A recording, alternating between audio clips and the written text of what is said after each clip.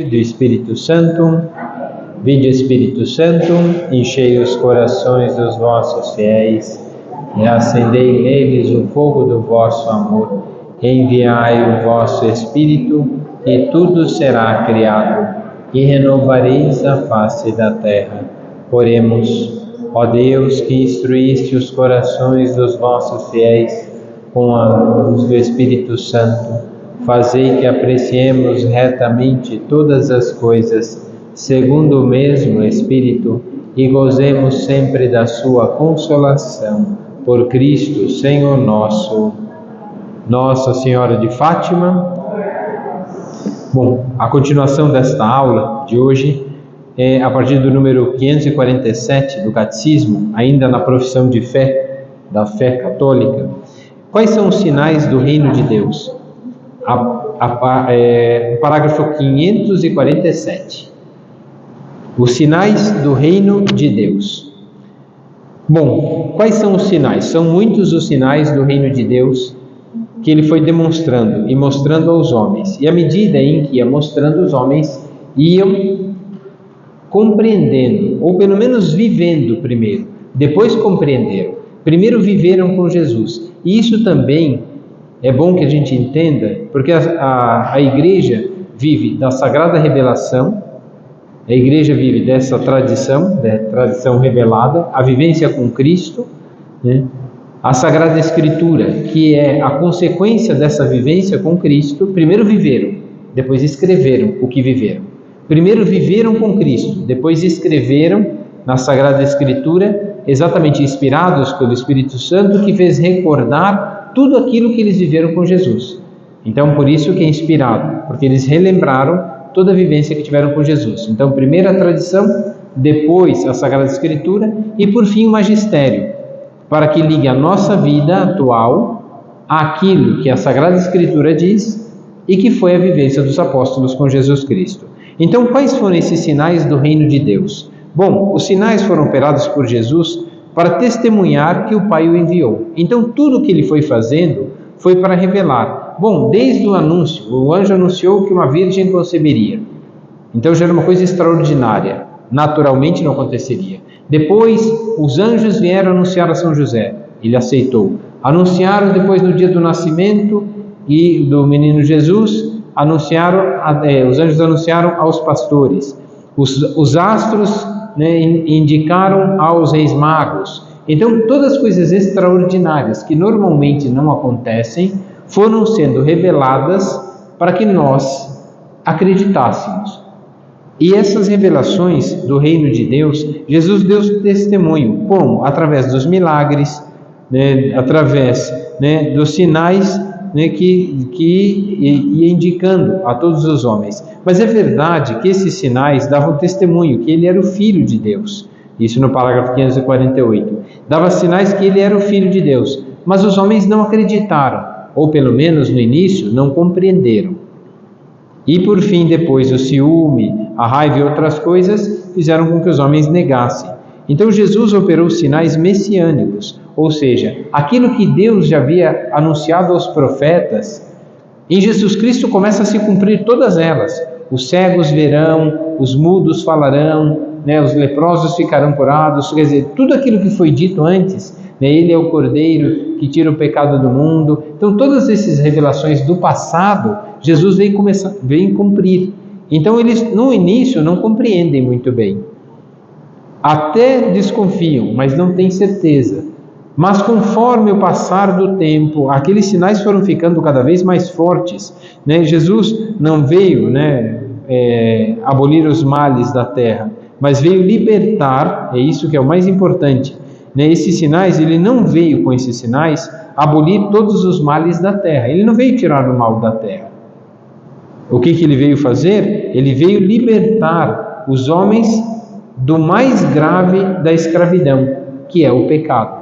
É isso que Jesus Cristo veio fazer. Libertou o povo de Israel do Egito, libertou, né, a família de Noé, né, daquela devassidão que viviam naquela época, libertou, né, trouxe Abraão para a terra prometida para também o libertar, né, de uma vida estéril, para que tivesse ligação com Deus. Então, tudo isso Deus foi revelando aos homens no Antigo Testamento, e em Cristo tudo isso se cumpre, apesar dos homens não compreenderem, apesar de não entenderem tudo. Só depois da ressurreição é que daí vão lembrar de todas essas passagens. O Espírito Santo vai fazer recordar, por isso começam a escrever, para que não fique perdido. São Pedro não começa escrevendo. São Pedro, depois da revelação, anuncia lá nos Atos dos Apóstolos, e naquele mesmo dia mais de 3.000 pessoas se converteram, inclusive fariseus, mestres da lei e outras pessoas se converteram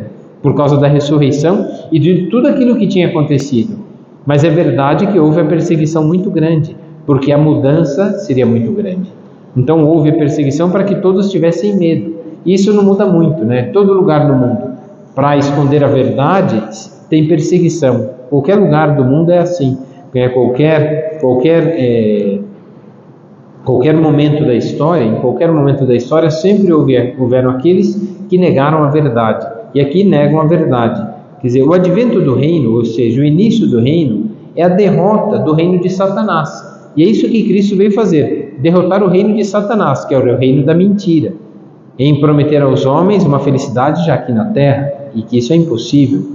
Mas Jesus é perseguido por quê? Ele anuncia o reino de Deus, faz os exorcismos, expulsa os demônios, né? E ele vai dizer, né, que é pela cruz de Cristo que o reino de Deus será definitivamente estabelecido.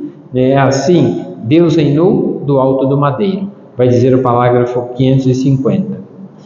As chaves do reino, que são outro sinal, não aqueles dos milagres, não aqueles dos ensinamentos de Jesus, mas é um outro sinal também.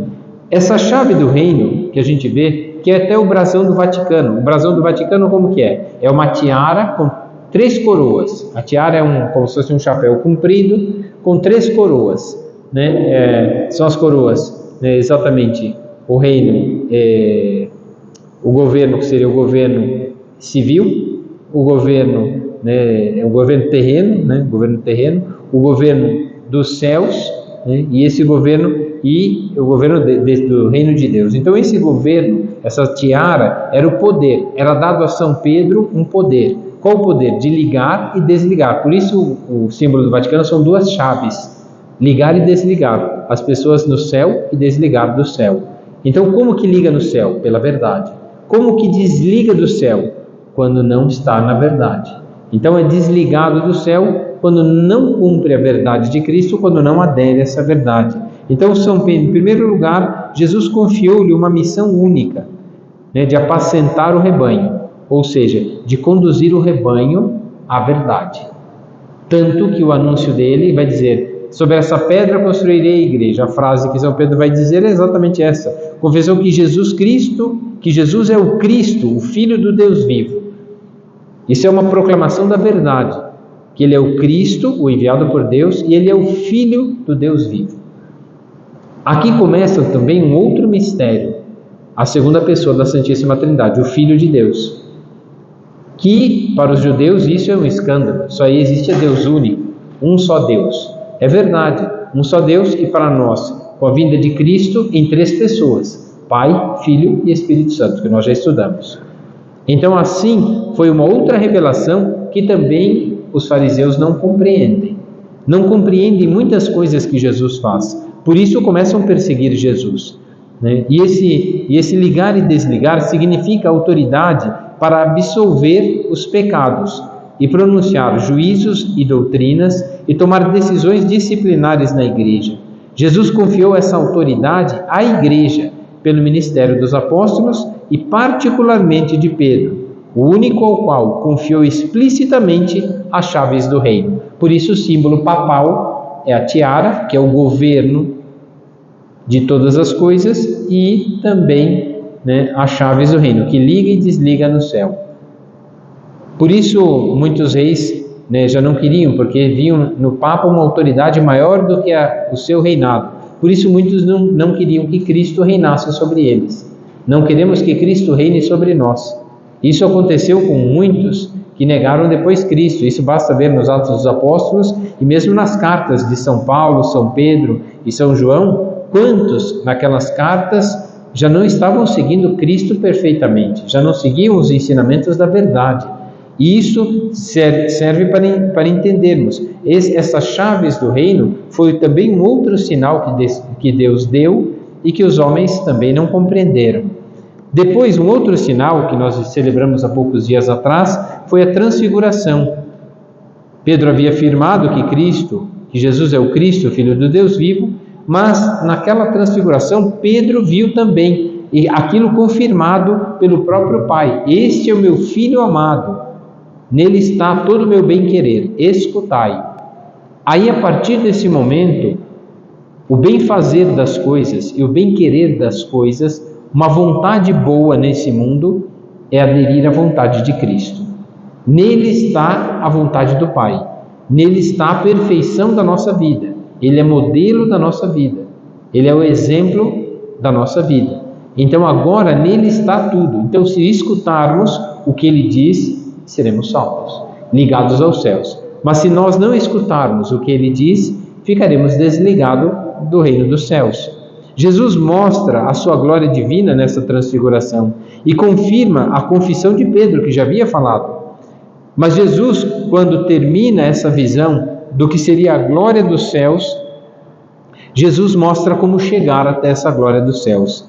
E ele vai dizer que a paixão de Jesus é, sem dúvida, a vontade do Pai. O Filho age como servo de Deus. A nuvem indica a presença do Espírito Santo, que vai mostrar a vontade do Pai.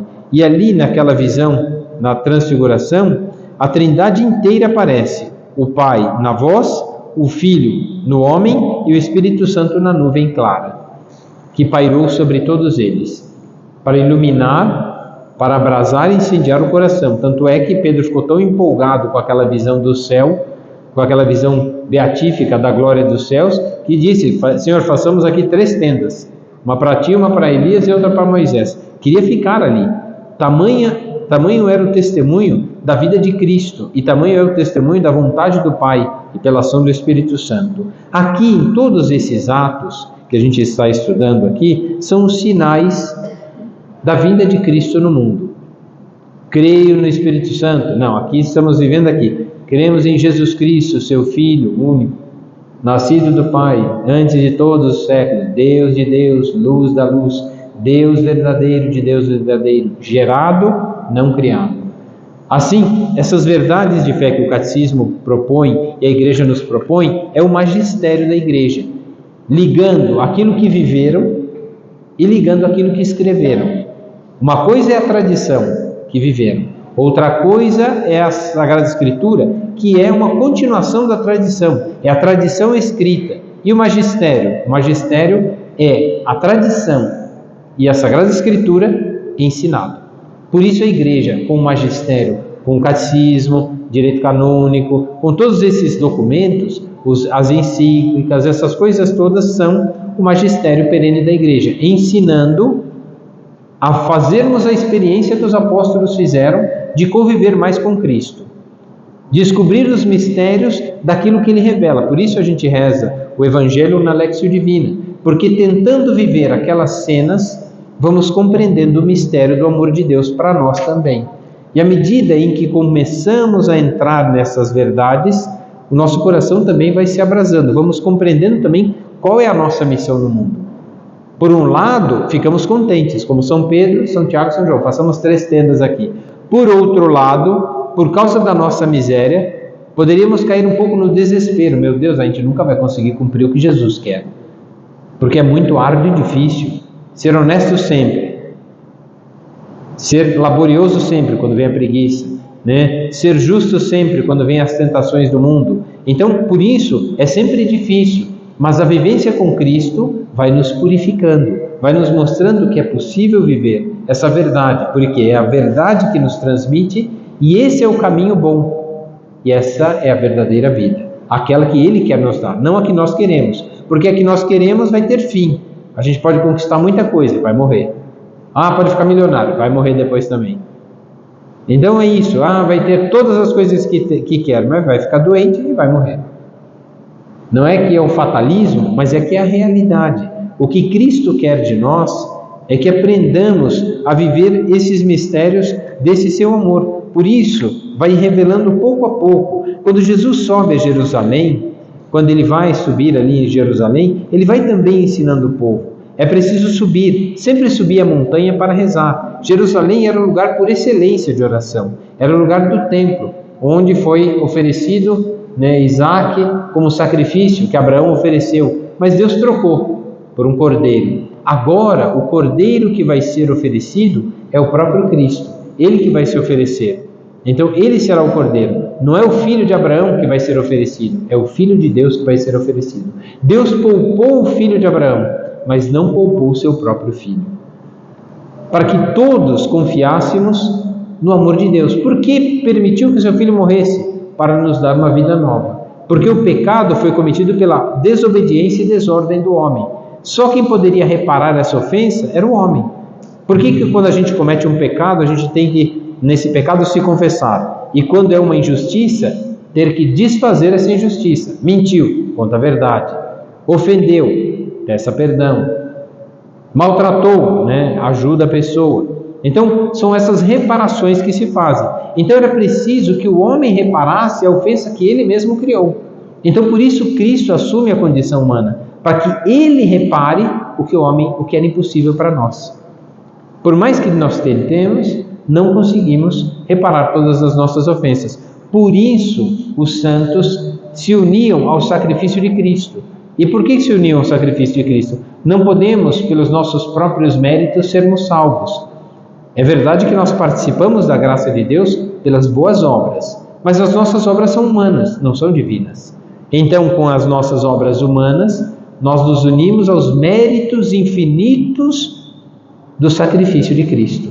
Ele se sacrificou verdadeiramente para nos salvar. E a nossa vida, unida a esses méritos, a essa vida perfeita, a essa vontade do Pai plenamente cumprida, é que nós somos salvos. É por isso que nos unimos a Cristo, para que ninguém entre em desespero e fale assim, eu não tenho jeito, sempre que caio no pecado. Ou para que ninguém também caia na presunção, não, eu sou bom, já rezo, já estou bem, vou estar garantido no céu já. Mesmo que eu falte na missa, Deus me ama. Não preciso confessar com o padre não, porque é só uma criatura humana, eu me confesso direto com Deus. Pronto, eu já estou salvo. Então, isso é presunção. Por que confessamos? Porque é uma humilhação. Dizer o que fez de errado diante de uma pessoa que é o padre, que é testemunho, isso é uma vergonha. Sim, os humilhados serão exaltados. E porque nós admitimos o nosso erro, já começamos a melhorar. Admitimos o que não fizemos bem, já começamos a melhorar. Por isso, a subida para Jerusalém, Jesus ora, Jesus está ali, contemplaram os dias da sua elevação, e Jesus tomou resolutamente o caminho de Jerusalém. Com essa decisão, indicava que subia a Jerusalém pronto para morrer. Por 3 vezes tinha anunciado a sua paixão e a ressurreição. Por 3 vezes. Ao dirigir-se para Jerusalém, disse, não convém que um profeta pereça fora de Jerusalém. Jesus vai indicando tudo que foi dito pelos profetas, Jesus só repete. Ele está repetindo tudo, porque ele está agora está se cumprindo aquilo que o Pai havia prometido. Então tudo vai se cumprir a partir de agora. Quantas vezes quis eu juntar os teus filhos, como a galinha recolhe os seus pintinhos debaixo das asas, E assim nosso Senhor vai ensinando sempre, se neste dia também tu conhecesses a mensagem de paz, agora porém isso está escondido aos teus olhos. Os apóstolos não compreenderam isso. Tanto que São Pedro, quando Jesus disse que morreria, São Pedro vai dizer, depois de anunciar, tu és o Filho do Deus vivo, o Cristo, Filho do Deus vivo, logo em seguida fala assim, mas é preciso que eu morra. Vamos subir a Jerusalém, vai ser traído, entregue e morto. Aí vai, não aconteça isso, Senhor, afasta. E aí Jesus vai dizer para São Pedro, afasta-te de mim, Satanás, que esse não é um pensamento de Deus, é um pensamento humano. Afastar o sofrimento, afastar a dor, esse é um pensamento humano. Quem quer sofrer aqui? Ninguém. Então o que a gente pede para Deus? Meu Deus, livrai-nos do mal. Mas o mal não é a doença. O mal é o pecado. Desse mal que nós pedimos no Pai Nosso para livrar-nos do mal. Qual o mal? É o pecado, é a desobediência e a desordem da nossa vida. A doença não é o mal. A doença nos faz sofrer. sofrer, mas se o sofrimento é cruz, a cruz nos leva à glória. Então, será que o sofrimento é um mal? O mal é o pecado. O sofrimento faz parte da vida. Trabalhar é um mal? Não. Trabalhar faz parte da vida. Às vezes é um mal. Trabalhar quando está calor no sol não é bom, não. Trabalhar quando está cansado e doente também parece que não é bom, não. Mas é de verdade o que temos que fazer. Então, o trabalho que foi dado a Adão e a dor que foi dada a Eva não foi castigo, nem o trabalho e nem a dor. A dor foi para que o homem descobrisse o caminho de Cristo, o caminho da cruz que leva à glória. E o trabalho é exatamente a doação do homem, da humanidade, para o outro, porque é dando a nossa vida que vamos receber a vida de Cristo. Então, tanto o trabalho quanto a dor parece que foi um castigo para o homem e a mulher. Não, Deus não os castigou, ficaram privados da presença de Deus porque se desviaram, quiseram se desviar de Deus. Então Deus deixou-os à sua vontade, só que com isso Deus deu instrumentos para a sua salvação. E quais são esses instrumentos? O trabalho e a dor. Trabalho e dor são de verdade instrumentos da nossa santificação. Quando a gente perde um ente querido, o que a gente sente? Dor. Por que a gente sente dor? Porque não temos mais o amor daquela pessoa. E por que nos dói tanto? Porque quando estava vivo a gente só reclamava, só via defeito. Agora que morreu, a gente sente saudade, porque agora a gente consegue lembrar de todas as coisas boas. Parece uma tentação do mundo? E é uma tentação do mundo. Por isso, nos custa muito. A subida para Jerusalém foi exatamente a vontade do Pai. Era preciso que subisse a Jerusalém, curasse o cego, curasse o leproso, fizesse o coxo andar, o mudo falar. E ali, fazendo tudo isso, os homens viram nele o Salvador. Tanto que quando ele entra em Jerusalém, depois de todos os milagres, o que fizeram? Vamos celebrar daqui 2 semanas, o domingo de Ramos. Entrou glorioso em Jerusalém. Hosana ao filho de Davi, bendito que vem em nome do Senhor. Hosana ao mais alto dos céus. Ele está cumprindo tudo aquilo que Deus prometeu, curando todos eles. Vai nos salvar. Agora só nos falta libertar da escravidão do Império Romano. Mas não foi para isso que ele veio. Ele veio nos libertar do que nos escraviza de verdade, do que nos tira do céu, que é o pecado. Disso ele veio nos libertar. Só que os homens não entenderam. Acharam que era uma libertação política, acharam que era uma libertação física e temporal. Não.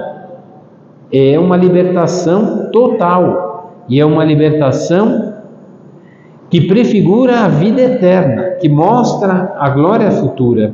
Por isso, a entrada messiânica de Jesus em Jerusalém é triunfal. E ela é bonita porque os homens vão descobrindo a vontade de Deus. É aclamado como filho de Davi, aquele que traz a salvação. Quer dizer, vai salvar-nos e dá a salvação. Ora, o Rei da Glória é Ele. Ele entra na sua cidade, montado num jumentinho, como dizia na profecia de Zacarias. Não conquista a filha de Sião, a figura da sua igreja, pela astúcia, nem pela violência, mas pela humildade que dá testemunho da verdade. Assim nosso Senhor vai conquistar não com uma guerra, mas exatamente com uma batalha, e a batalha da sua entrega à vontade do Pai. Fazer a vontade do Pai é a nossa salvação. E qual é a vontade do Pai para nós? Bom, Jesus foi ensinando. Nós sabemos que a vontade de Deus para nós é a obediência e a ordenação da nossa vida. Como? Primeiro imitando Cristo, ouvindo a sua palavra, escutai-o, nele está todo o meu bem-querer. E ao escutar Deus, o próprio Filho de Deus, ao escutá-lo, o que fazemos? Jesus vai dizer, resumir os 10 mandamentos em 2, amar a Deus sobre todas as coisas e amar ao próximo como a si mesmo. Como cumprimos a vontade de Deus? Amando o próximo, ainda que se comporte como inimigo, ainda que não corresponda ao amor. É amando que vamos chegar a cumprir com perfeição a vontade de Deus. E assim foi Jesus. Foi obediente até a morte, e morte de cruz.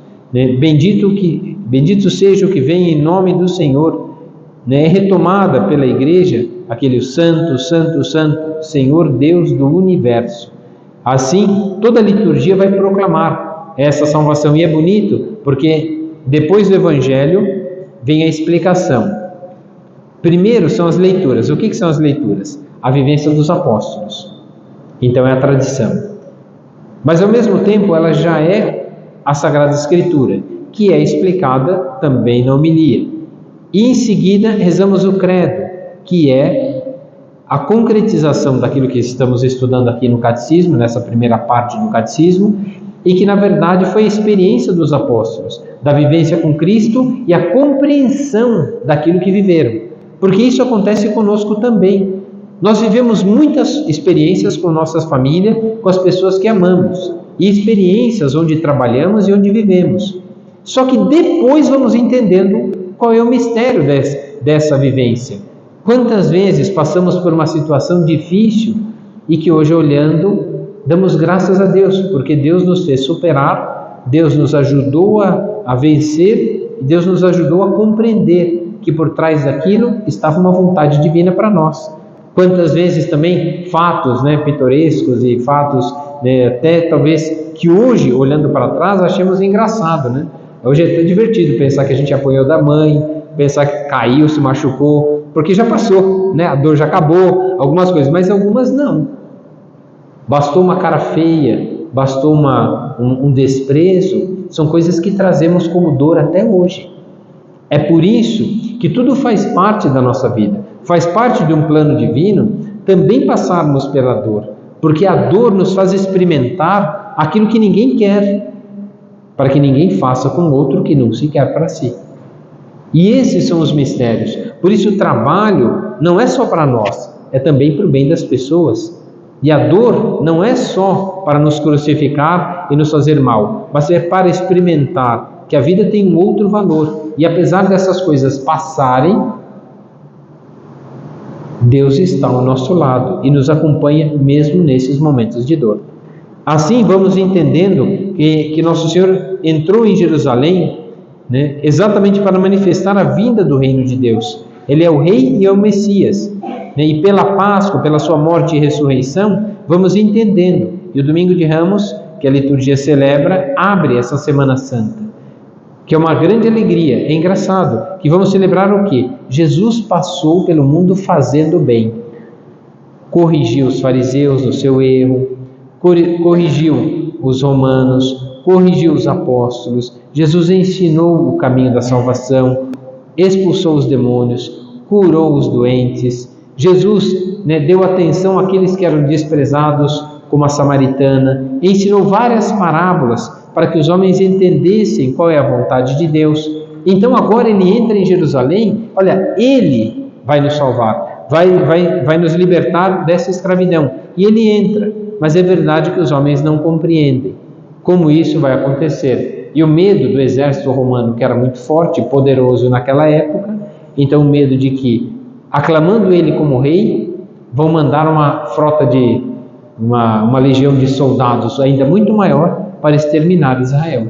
Então o medo deles era perder aquele ritmo de vida. E às vezes é exatamente o que acontece na vida de um cristão. Às vezes, com medo de perder aquele conforto, aquelas conquistas que temos, começamos a regatear com o mundo e com Deus. Não, para Deus também não precisa ser tão exagerado. Deus também não quer que eu mude assim também, não. Não preciso deixar isso daqui, que Deus está contente comigo. Quem disse? Então são essas coisas. Começaram a regatear por exemplo, Pilatos está lá para governar. Herodes está lá também, de certa forma, quando estava, para governar. Então todos esses faziam um papel duplo.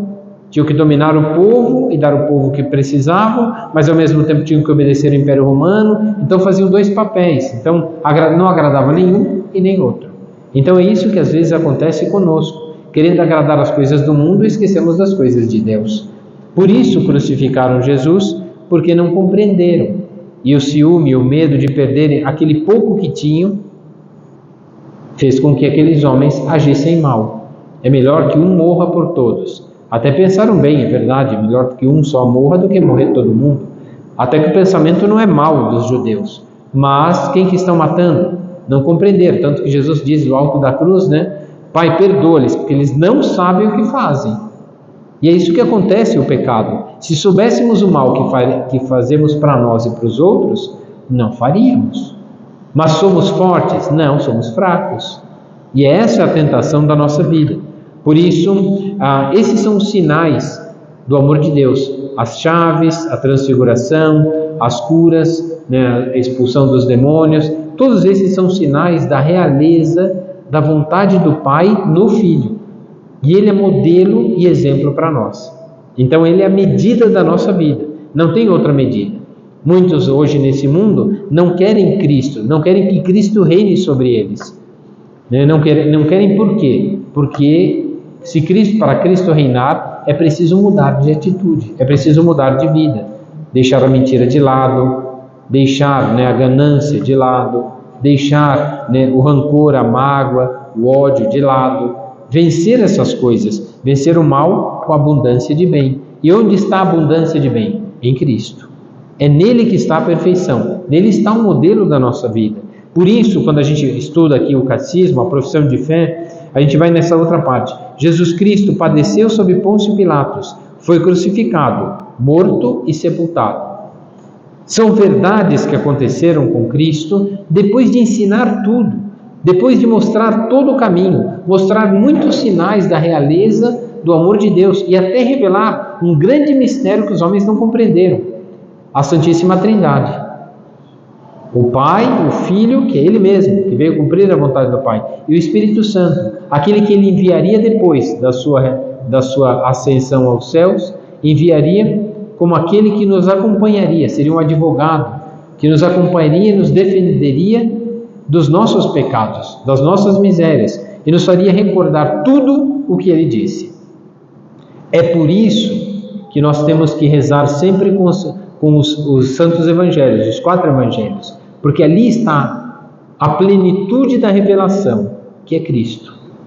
Nele está o meu bem-querer, escutai-o. Se antes o Antigo Testamento foi sendo revelado aos poucos e nem sempre corresponderam à vontade de Deus, agora, em Cristo, tudo ficou bem revelado. E nele está toda a vontade do Pai. E Ele foi obediente até a morte, para mostrar que a obediência vai nos fazer morrer também. Morrer para a nossa vontade. Não vamos fazer mais a nossa. Mas é fácil? Não. Como somos humanos, precisamos sempre de Deus diante dos nossos olhos. É por isso que a Igreja permanece fiel à interpretação de todas as Escrituras, dada por Jesus mesmo, antes e também depois da sua Páscoa. Parágrafo 572. Não era preciso que Cristo sofresse tudo isso e entrasse na sua glória? Era preciso que tudo isso acontecesse. O trabalho de Cristo foi dar aos homens uma dignidade maior. Esse foi o trabalho de Cristo. Porque o trabalho não é o que a gente ouve no dito popular, o trabalho dignifica o homem. Né? É verdade também que o contrário é mais verdadeiro. É o homem que dá dignidade ao trabalho. Dependendo de como fazemos o nosso trabalho, nós é que tornamos o trabalho mais digno. Quantas vezes, quantas pessoas com um trabalho tão humilde e às vezes até desprezado pelos outros, tornaram aquele trabalho tão digno porque trabalhavam com o coração. Tinha até, acho que no Rio de Janeiro, que tinha aquele gari, que é tido um trabalho que é recolher os dejetos, a sujeira e a miséria humana no lixo.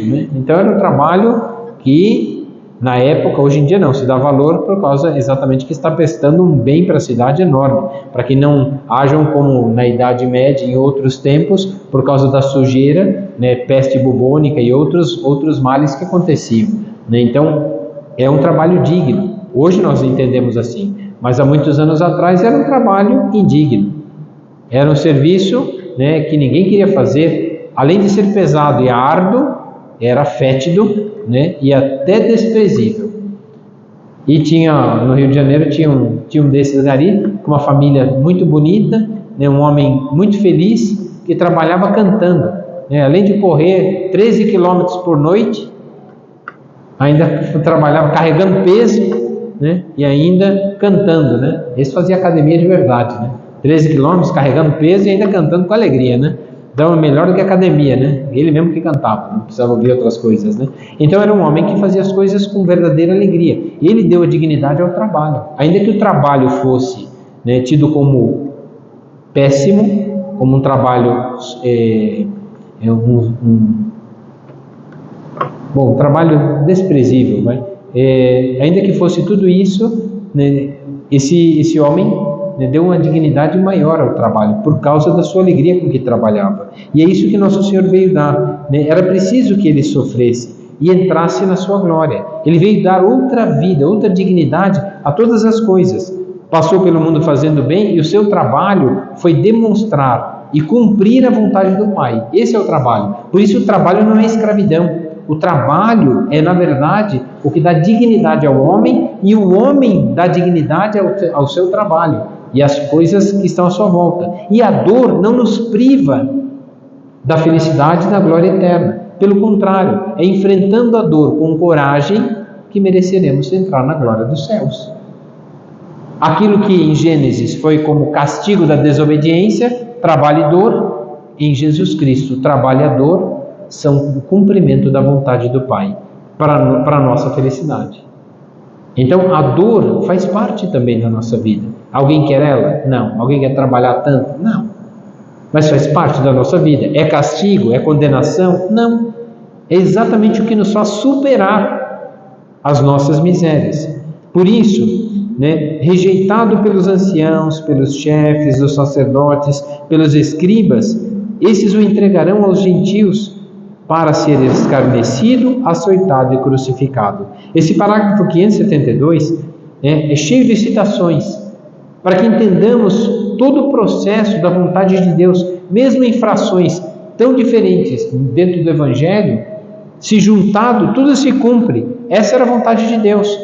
Como? Era preciso que sofresse. Foi rejeitado por anciãos, chefes, dos sacerdotes e pelos escribas. E esses o entregaram aos gentios para ser escarnecido, açoitado e crucificado. Passou por tudo. E essas coisas eram preciso que acontecessem. E já foi dito lá em Isaías que aconteceria tudo isso, o servo sofredor. Era preciso que aquele servo que veio fazer a vontade do Pai sofresse. Porque era essa a forma de reparar uma ofensa feita a Deus. Depois de uma ofensa, quando a gente ofende alguém, quebra, destrói, né, ou faz alguma coisa errada, o trabalho para refazer isso é muito maior. Uma mentira pode destruir a imagem de uma pessoa, mas o perdão disso custa muito mais. Que é a história, né, de São Felipe Neri, né, que mandou a mulher, o cara, né, o casal que falou mal de uma pessoa, né, falaram mal de uma pessoa e depois se arrependeram. Só que a fama daquela pessoa na cidade ficou mal. Então a pessoa tinha vergonha de andar na cidade. Aí foram pedir conselho para São Felipe Neri. Olha, nós falamos mal da pessoa, mentimos sobre ela e agora está todo mundo falando. O que a gente faz? Nós estamos arrependidos. Foram lá se confessar e pedir qual que é a penitência. É pedir perdão para aquela pessoa e falar que nós mentimos para ela? Aí ele falou assim, não, antes disso vocês vão pegar uma galinha e vão até ele, vão depenando a galinha e vão até ele, pede perdão para ele, depois volta e recolhe as penas. Falou assim, mas não dá para recolher as penas. Pois é, o mal feito depois não dá para ser desfeito pelo homem. Por isso precisou Deus morrer por nós, porque só Deus poderia desfazer o mal feito. Então é isso que acontece também conosco. Às vezes quando ferimos uma pessoa, principalmente no matrimônio, o mal feito às vezes pode não servir, voltar atrás. É por isso que temos que tomar muito cuidado. Quando o padre faz uma coisa de errada, pode escandalizar uma paróquia inteira e afastar as pessoas da fé, por causa do mau exemplo. Mas aí a fé da pessoa era imatura. Não, a fé das pessoas também é pautada pelo exemplo dos outros. Por isso o bom exemplo é Cristo que dá, Ele é modelo. Se nós seguimos o seu exemplo, vamos acertar com maior facilidade. Podemos até errar por causa da nossa condição humana, mas sim, é possível reparar, é mais fácil de reparar quando estamos unidos a Cristo. Mas quando estamos afastados, é uma miséria. E tudo que Cristo padeceu, crucificado, morto e sepultado, era necessário que isso acontecesse, para reparar as nossas ofensas. Os fariseus, os mestres da lei, Herodes, os sacerdotes, escribas, todos mancomunaram-se para matá-lo. Por quê? Porque tinham medo de muitas coisas. Primeiro que tinham ciúme, porque não tinham o poder de Jesus. E nem tinham a mesma fama e o mesmo amor e o mesmo reconhecimento que Jesus tinha. Por isso que tiveram inveja. Também ficaram com medo daquela manifestação do Império Romano, ver ele como um rei e a querer agora matar todo mundo e perder as suas regalias, as suas vidas.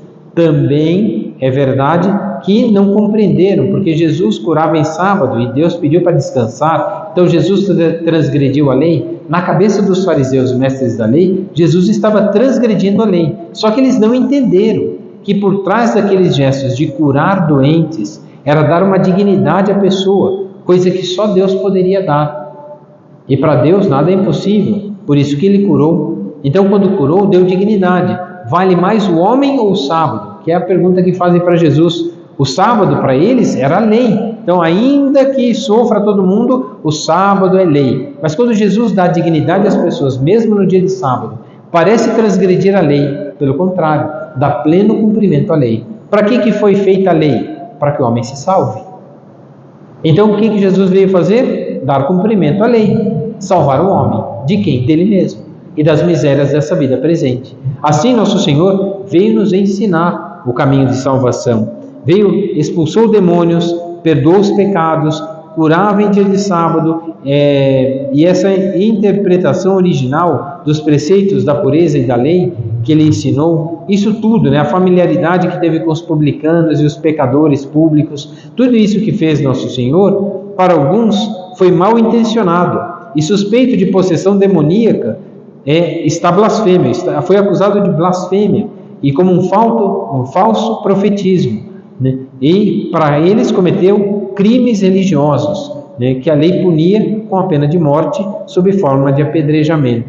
Só que era para ser apedrejado, só que como entregaram na mão dos romanos, os romanos tinham requinte de crueldade, por isso o crucificaram. E morrer na cruz era uma vergonha, era preciso que fosse até o fim. Padeceu sob Pôncio Pilatos, acusado de forma mentirosa, crucificado para ser humilhado, morto para acabar com tudo aquilo, porque os homens tinham ciúme e inveja e não compreenderam os mistérios. Muitos atos e palavras de Jesus constituíram, portanto, um sinal de contradição para aqueles homens, para as autoridades religiosas de Jerusalém, que o Evangelho de São João com frequência denomina os judeus, mas ainda do que para o comum do povo de Deus. Sem dúvida, aqui parágrafo 575, sem dúvida, suas relações com os fariseus não foram exclusivamente polêmicas. São os fariseus que o previnem do perigo que corre. Jesus elogia alguns deles como os escribas, e repetidas vezes, fazei o que eles dizem, mas não fazei o que eles fazem. Elogia eles pelo aquilo que sabem, porque eles sabem a lei, mas não estão cumprindo. E é isso que nosso Senhor acaba contradizendo esses homens, porque sabem a lei, mas não cumprem. Não é mais ou menos a mesma coisa conosco? Sabemos toda a lei e nem sempre cumprimos, por causa da fraqueza humana, por causa da tentação que a gente sofre, porque não conseguiu estar com o olhar sobre Cristo, mas ficou preso àquelas situações difíceis. E diante dessas dificuldades, o homem cai. Por isso, Jesus, ele é a medida da lei. Jesus fez uma advertência solene no começo do Sermão da Montanha, onde apresentou a lei dada por Deus no Sinai, por ocasião da primeira aliança, à luz de uma nova aliança. Não penseis que vim revogar a lei e os profetas. Não vim para revogá-los, mas dar-lhe pleno cumprimento. Porque em verdade vos digo que até que se passem o céu e a terra, não será omitido um só i, ou uma só vírgula da lei, sem que tudo seja realizado. Aquele, portanto, que violar um só desses menores mandamentos e ensinar os homens a fazerem o mesmo, será chamado menor no reino dos céus. Aquele, porém, que praticar e os ensinar, será chamado grande no reino dos céus. No Sermão da Montanha ele vai dizer isso. É exatamente aqueles que ensinarem e praticarem a vontade de Deus serão grandes no reino dos céus. E esse é o mistério para nós. E o que é praticar e ensinar? Praticar e ensinar é viver bem de Cristo que nos ensina. Ele é um modelo e é a imitação da nossa vida. Devemos imitá-lo, né? Ele é modelo para imitarmos a sua vida. Assim, nosso Senhor quis nos ensinar. E quando ensinamos os outros a viverem da mesma forma, também anunciamos o reino de Deus. A obrigação de cumprir a lei, executando-a na sua integridade até os seus mínimos preceitos, segundo as suas próprias palavras. Ele é o único que conseguiu cumpri-la com perfeição. Aqui, em João, vai dizer, ele é o único que consegue cumprir com perfeição, porque é Deus verdadeiro e homem verdadeiro. Veio nos dar um modelo para chegarmos aos céus. Jesus, e a lei não aparecem gravadas em tábuas, mas agora essa lei que era gravada em tábuas, os 10 mandamentos, já não é mais, mas está inscrita no nosso coração. Como? Por aquilo que ouvimos. Maria meditava tudo que ela via e ouvia, meditava e guardava onde? No coração.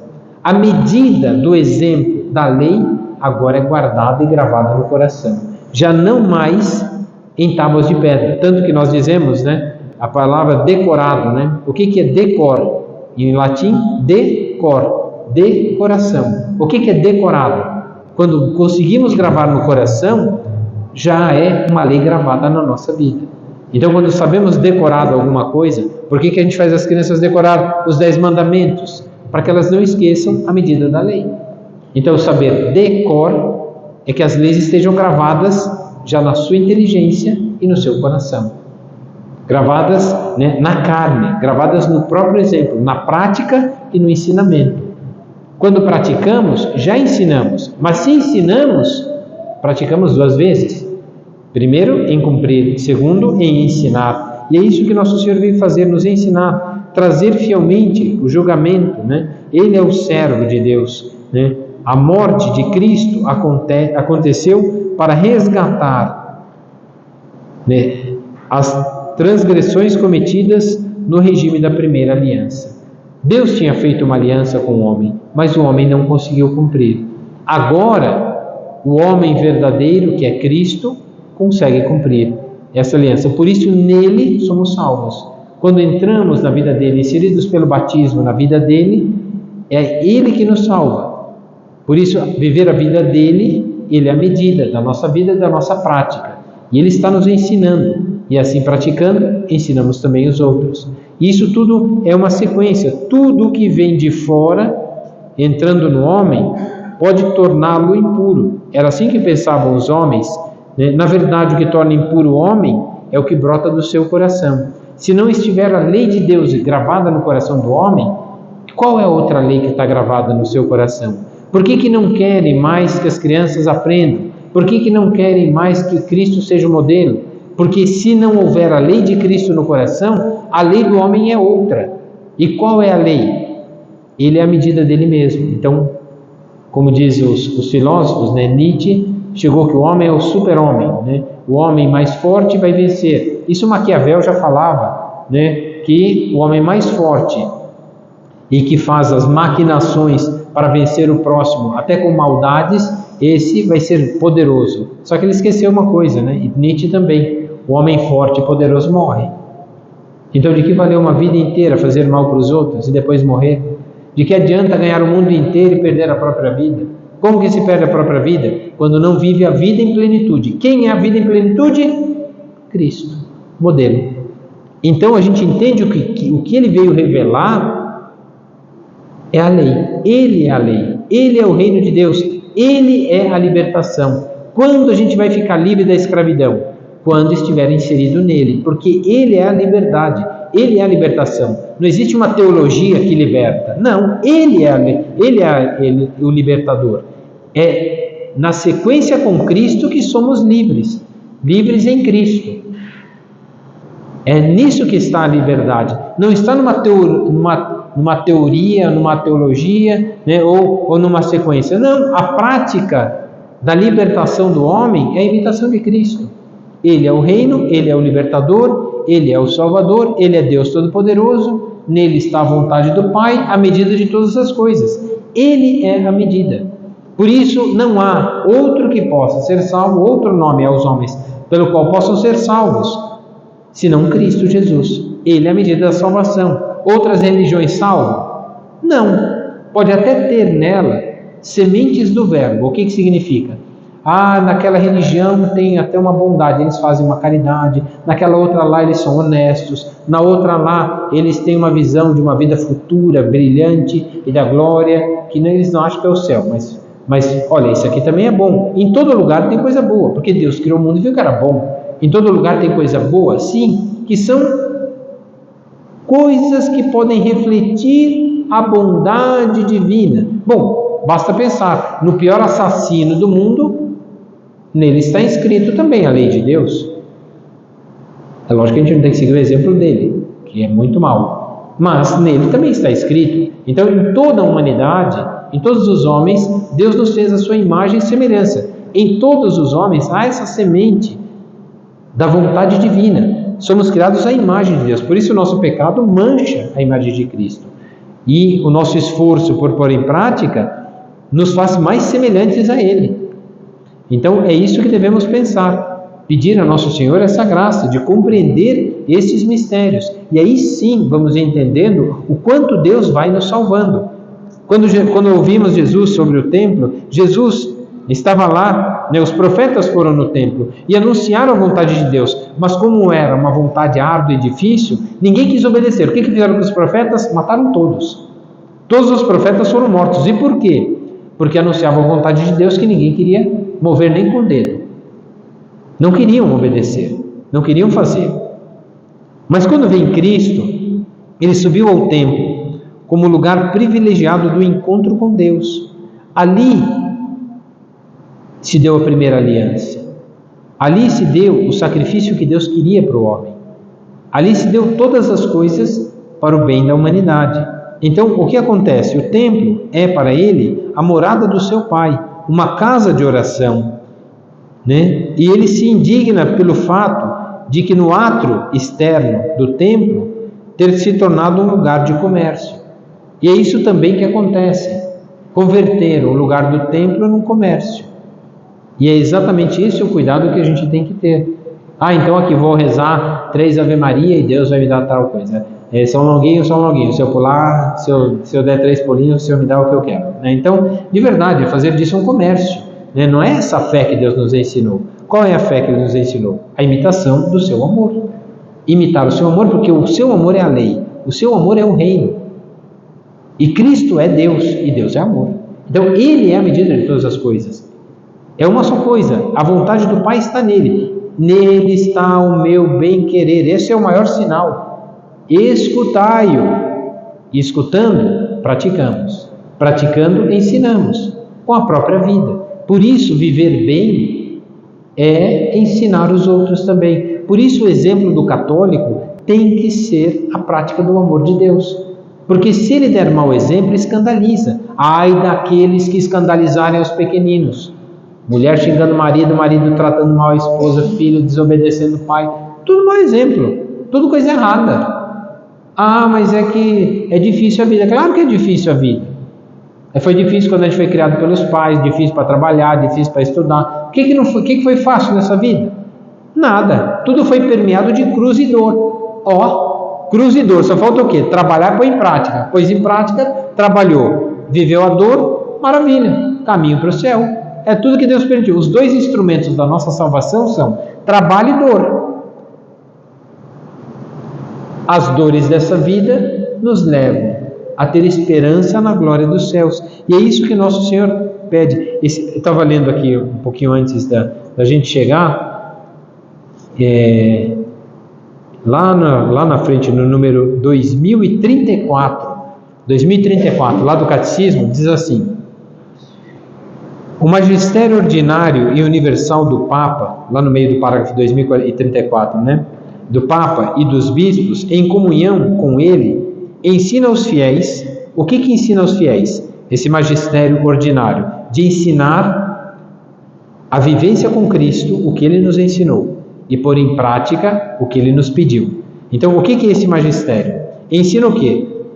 Aos fiéis que a verdade deve fazer crer, a caridade que deve ser praticada e a felicidade que se pode esperar. Então, essas três coisas são o que Nosso Senhor quer de nós, quer dizer, a fé, a esperança e a caridade. A esperança está na felicidade da vida futura. A fé é a verdade que Ele nos ensinou. Isso que move a nossa vida, as boas ações, as boas práticas, imitando Cristo, que é amor. Ali fazemos o reino de Deus crescer quando amamos. Ali está a nossa libertação, porque amando, imitamos Cristo. E ali está a nossa libertação, quando amamos as pessoas. E nisso está a beleza da nossa vida. E a caridade, que deve ser praticada. A caridade é o próprio amor. Fé, caridade e esperança. São as três coisas, essas virtudes teologais que vão nos levar à perfeição, que Nosso Senhor que nos dá como um presente no dia do nosso batismo.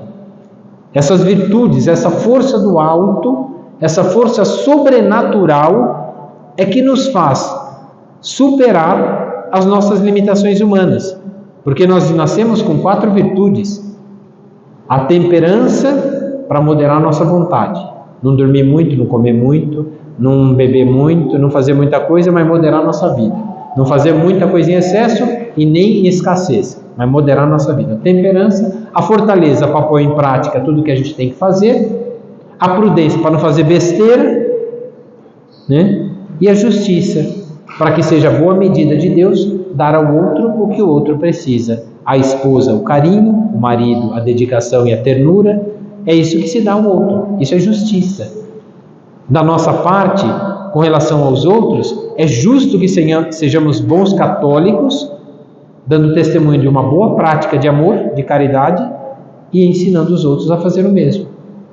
Por isso que o esforço nosso incomoda muita gente. Por que perseguem tantos cristãos? Porque o nosso bom exemplo mostra o mau exemplo dos outros. Praticando, ensinamos. Ao praticar a vontade divina, amamos. O reino de Deus começa a crescer e ali está a nossa libertação. Cristo é o nosso libertador. Não tem outro. Como Ele nos liberta? Nos liberta do pecado. Porque nós vamos morrer, o mundo vai acabar. Já prometeu isso Nosso Senhor. O mundo vai acabar. Então não adianta cuidar da natureza. Vai acabar. É isso que acontece. Tudo vai acabar. Só que tudo tem um fim. Onde está o fim? Em Deus. Então, antes que o fim chegue, busquemos esse fim como o fim último da nossa vida. Cristo é a medida de todas as coisas. Ele é o fim último da nossa vida. Por Cristo no nosso trabalho, Cristo nas nossas dores, Cristo nos nossos afazeres, Cristo na nossa oração. Ele é o reino, Ele é o amor, Ele é a justiça, Ele é tudo. Ele é a medida de todas as coisas. Não em outro. Não está em outras coisas a nossa libertação. Pobres sempre o tereis. Então não adianta cuidar de todos os pobres. Vai ter pobre sempre. Até porque tem 2 tipos de pobre. Pobre injustiçado e pobre vagabundo, que não quer trabalhar. Quem não quer trabalhar também não deve comer em São Paulo. Então é assim. Então, de verdade, então, mas dá para sustentar vagabundo? Não dá. Então, de verdade, o que vai fazer? Ah, mas é um filho de Deus. É um filho de Deus, que tem a mesma obrigação que eu. Eu tenho que amar, ele também tem que amar. E como que se ama? Praticando. Como se pratica? Servindo. Como que se serve? Trabalhando. Como se trabalha? Com suor, com cansaço e com dor. Instrumentos da nossa salvação. Então, esse é o caminho de Deus. E essa é a nossa salvação. Voltando lá para o templo, no parágrafo 585, contudo, no limiar da sua paixão, Jesus anunciou a ruína desse esplêndido edifício. O templo vai acabar, do qual não restará mais pedra sobre pedra. Há aqui um anúncio de um sinal dos tempos finais que vão abrir-se com a sua própria Páscoa. Ele é o templo que vão destruir, e em 3 dias, reconstruído, ressuscitará. Essa é a nova aliança, não é o antigo templo do sacrifício de animais, mas o novo templo do sacrifício do Filho de Deus, do sacrifício humano que se une ao sacrifício de Cristo. Nessa está a salvação. Longe de ter sido hostil ao templo, Jesus não queria acabar com o templo, mas queria mostrar que o caminho da salvação não era aquele templo que os homens colocavam, mas é o amor de Deus e o sacrifício que agrada a Deus. Mais ainda, identificou-se com o templo ao apresentar-se como morada definitiva de Deus entre os homens. Eis porque a sua morte corporal decretada anuncia a destruição do templo, que manifestará a entrada de uma nova era da história da salvação. Vem a hora em que nem sobre esta montanha, em Jerusalém, adorareis ao Pai. Não é em Jerusalém que se adora o Filho. Eis que estarei convosco todos os dias, até o fim dos tempos. Ele é o templo, Ele é o libertador, Ele é o amor, Ele é o reino de Deus, Ele é toda a medida da nossa vida, e quem o escutar e colocar em prática, já está ensinando o caminho do reino de Deus para os outros. Estamos em plena harmonia com a vontade do Pai. Jesus e a fé de Israel no Deus único e Salvador. Aqui a atitude dos fariseus é de perseguir Jesus, porque ele anuncia que ele e o Pai são um só. E aqui começa também a perseguição. Começam a chamar Jesus de blasfemo. Vamos continuar desse número em diante, na próxima aula, tá bem? Ave Maria, cheia de graça, o Senhor é convosco, bendita sois vós entre as mulheres, e bendito é o fruto do vosso ventre, Jesus. Santa Maria, Mãe de Deus, rogai por nós, pecadores, agora e na hora de nossa morte. Nossa Senhora de Fátima, Santo Amaro Abade, o Senhor esteja convosco. Abençoe-vos Deus Todo-Poderoso, Pai, Filho e Espírito Santo.